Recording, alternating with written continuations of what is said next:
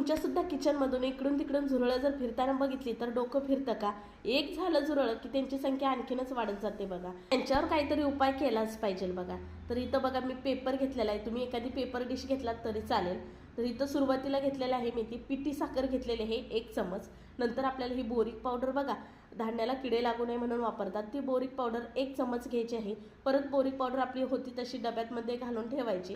हे मिश्रण एकत्र करायचं आणि जिथे जिथे झुरळ आपल्याला वाटतात येतात तिथं तिथं आपल्याला ही कडेने पावडर अशी पसरून घ्यायची आहे. आता झुरळांची जागा सांगायला गेलं तर बेसिंगच्या खाली एक झुरळ असतात बघा, तिथं सुद्धा पावडर घालून घ्यायची आहे. नंतर फ्रीजच्या पाठीमागे असतात तिथे सुद्धा पावडर घालायची आहे.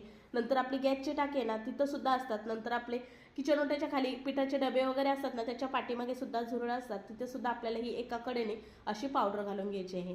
पण जर घरात लहान मुलं असतील तर मात्र काळजी घ्यायची आहे आणि दुसऱ्या दिवशी आपल्याला हे क्लीन करून घ्यायचं आहे. चला मग व्हिडिओ आवडल्यास लाईक करा आणि सबस्क्राईब करा.